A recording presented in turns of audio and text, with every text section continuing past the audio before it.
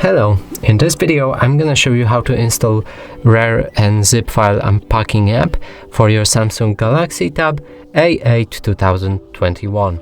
So in order to do that, we'll need to open our Google Play Store and start searching for an app. Now simply write RAR, then press on the search button and open this app right here. Now click install.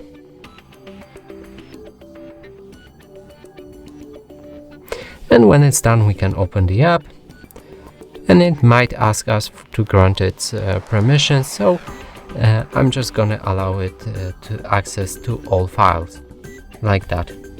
Now if we go back and dismiss this information, we can use it as normal Rar and Zip file unpacking app. And that's it for this video. Hope you like it. Please consider subscribing to our channel, leave a like and a comment below.